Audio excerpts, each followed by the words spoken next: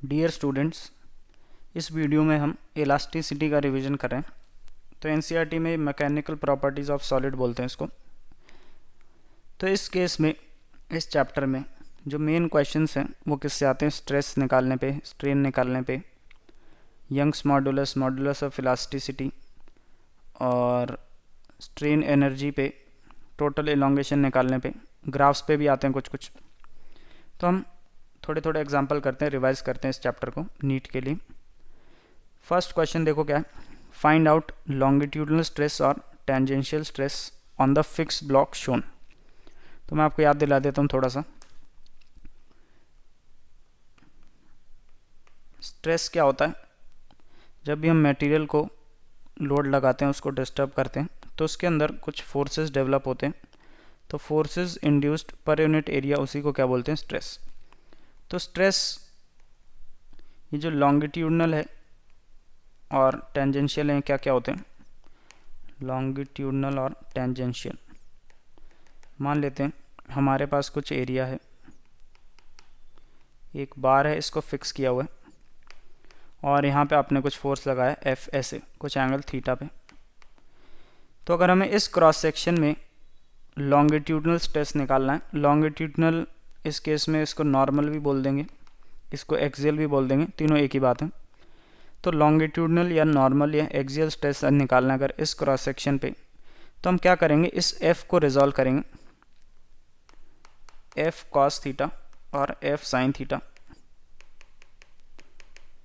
तो longitudinal stress क्या लिख देंगे, एफ कॉस थीटा, मतलब फोर्स का कंपोनेंट लेना है जो एरिया के परपेंडिकुलर हो, और टेंजेंशियल स्ट्रेस में फोर्स कौन सा लेना है, जो एरिया के पैरेलल हो।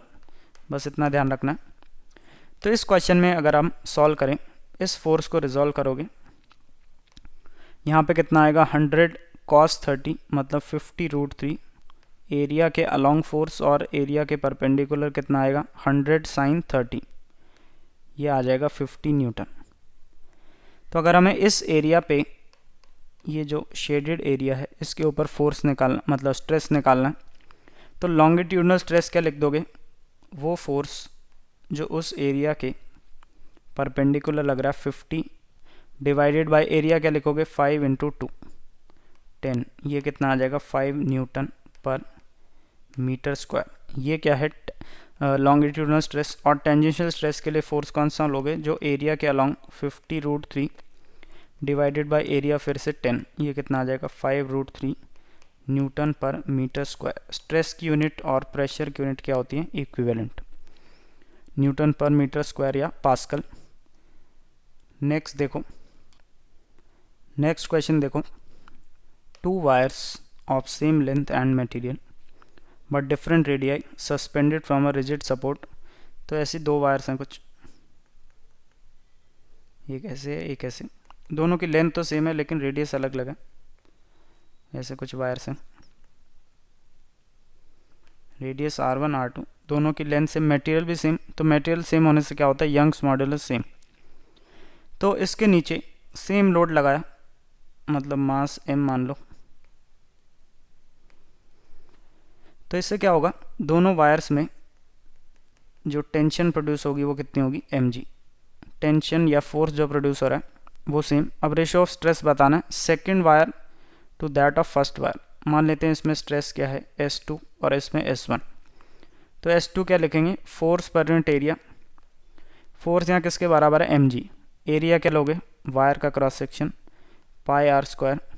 ऐसे ही S1 क्या लिख दोगे, f डिवाइडेड बाय πr1 का स्क्वायर। तो दोनों का रेशियो लोगे S2/S1 सिंपली, f सेम है, पाई भी सेम है, r1²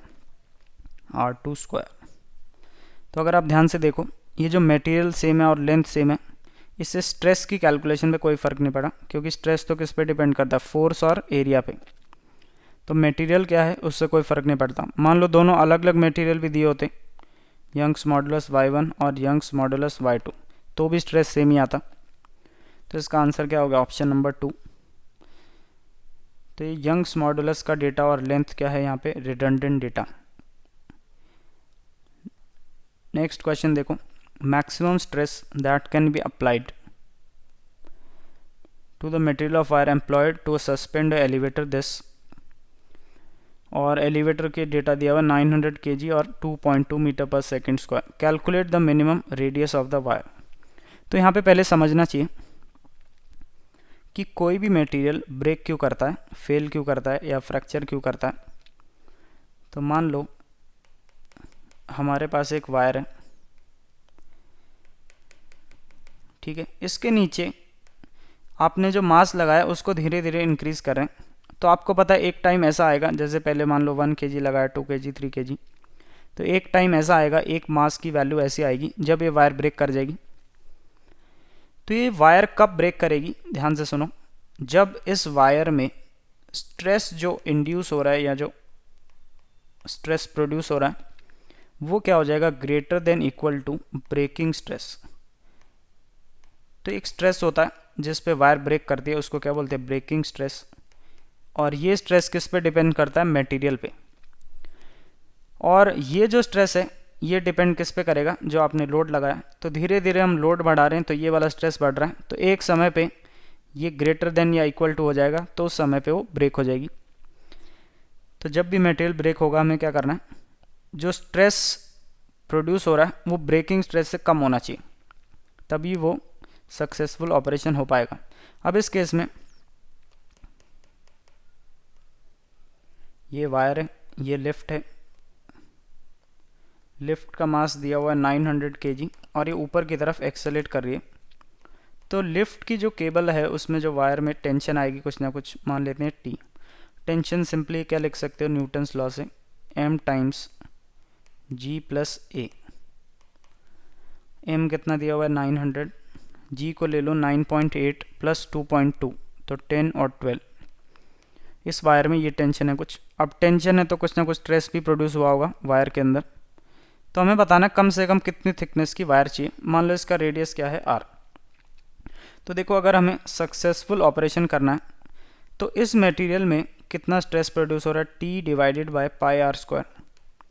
ये क्या होना चाहिए, less than equal to breaking stress या ब्रेकिंग स्ट्रेंथ। वो कितना है, इतना 3 divided by pi into 10 power 8। अब यहाँ पर T की वैल्यू भी पुट कर दो, तो 900 into 12 divided by pi R square less than equal to 3 by pi into 10 power 8।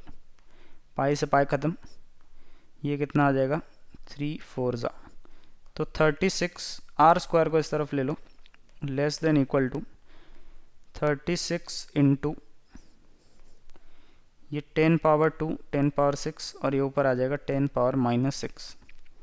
तो दोनों तरफ स्क्वायर रूट लोगे, R square greater than equal to ये कितना आ जाएगा 6 इंटू 10 पावर -3 मीटर, और यहाँ पे R ही बचेगा, स्क्वायर रूट ले लिया दोनों तरफ। तो R greater than equal to होना चाहिए, इसका मतलब R मिनिमम कितना हो गया 6 इंटू 10 पावर -3 मीटर या 6 मिलीमीटर। तो कम से कम इतने थिकनेस का, इतने रेडियस का केबल होगा तभी सक्सेसफुल ऑपरेशन होगा, नहीं तो फेल हो जाएगी, यहाँ से वायर कट हो जाएगी और लिफ्ट फ्री फॉल करेगी। तो ऐसे क्वेश्चंस में क्या करना है, जो स्ट्रेस प्रोड्यूस हो रहा है उसको ब्रेकिंग स्ट्रेस से कम होना चाहिए सक्सेसफुल ऑपरेशन के लिए।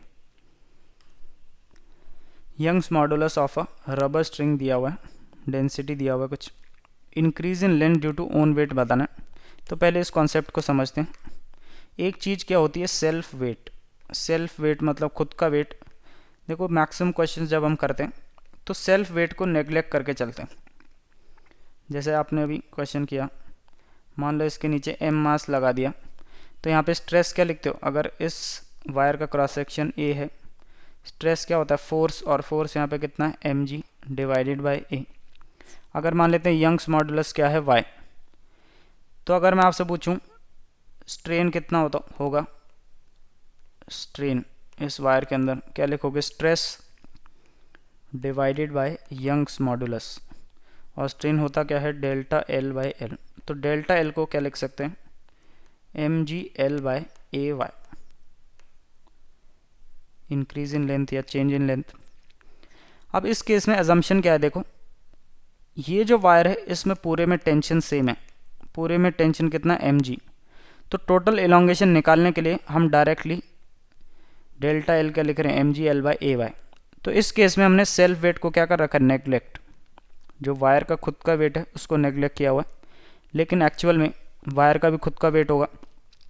तो वायर के खुद के वेट से भी इलोंगेशन होगा। मान लो एक वायर आपने ले ली, तो सेल्फ वेट अगर दिया होगा तो कंसिडर करेंगे, अब नहीं दिया हुआ तो नेग्लेक्ट करोगे, सिंपल है। मान लो एक वायर है, इसका खुद का सेल्फ वेट है या मास क्या है, एम। तो इस वायर में चाहे आप नीचे कुछ भी ना लगाओ तो भी इलोंगेशन होगा। क्यों होगा, क्योंकि इलोंगेशन कौन कराता है, फोर्स। जो इस मटेरियल के अंदर फोर्स डेवलप हो रहे हैं वो इलोंगेशन कराएंगे। तो अब इस वायर को देखो, अगर आप यहाँ से अगर हम कट करें और उसका फ्री बॉडी डायग्राम बनाने की कोशिश करें,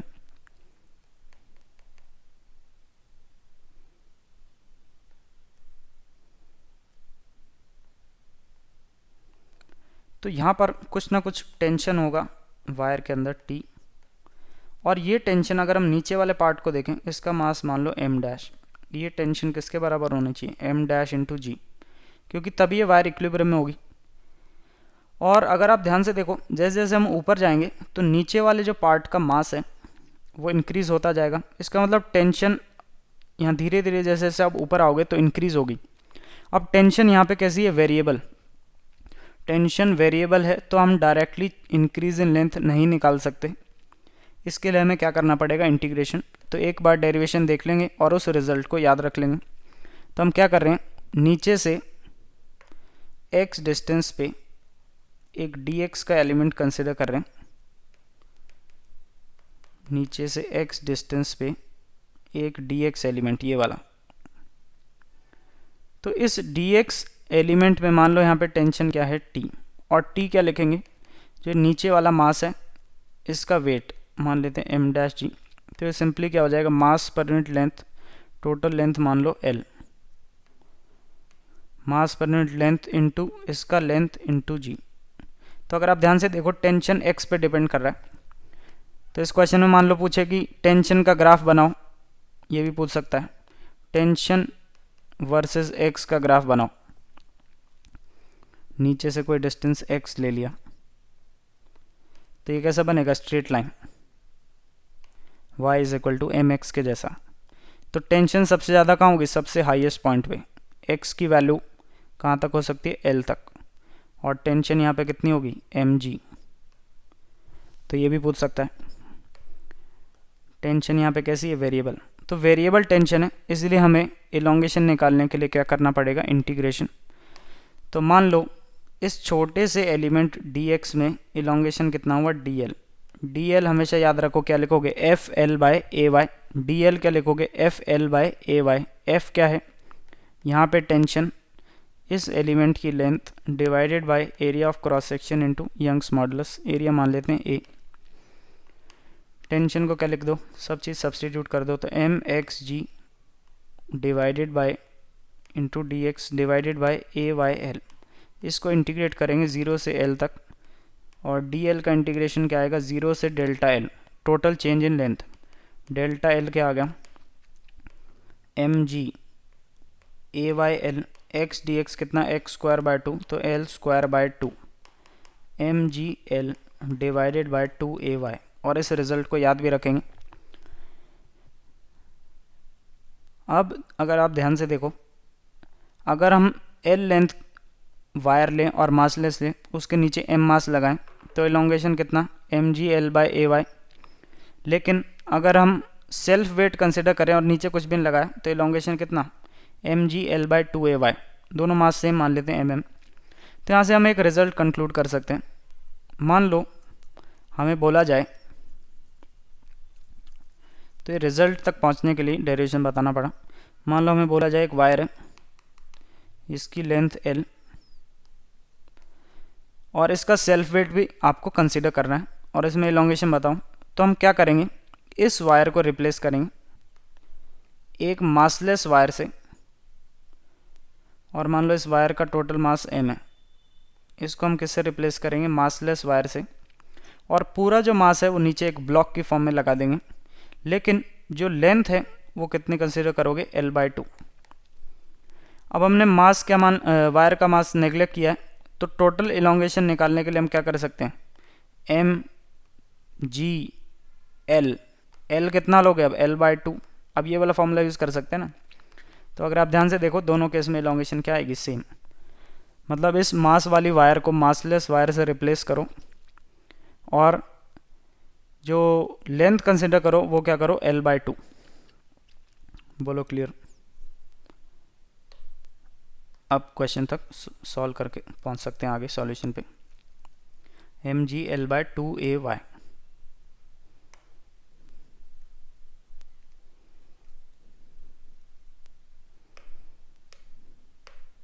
अब देखो, तो अब हमें पता चल गया इलोंगेशन कितना आएगा, mg L/2ay L/2। अब हमें डेंसिटी की टर्म्स में दिया हुआ है, तो मास को क्या लिख सकते हैं, density into volume, density into area of cross section into length, density into volume, और यहाँ पे g और यहाँ पे क्या है, L/2ay।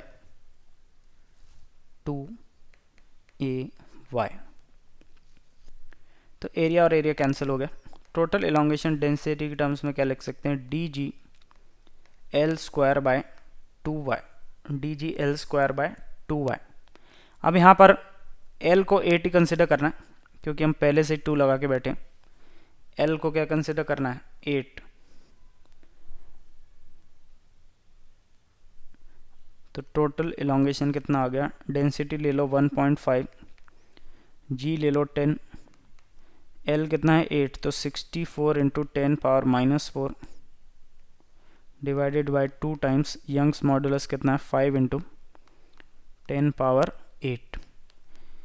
ये कितना आ गया, ये 15 हो गया, ये 3 हो गया, और ये कितना हो गया 32।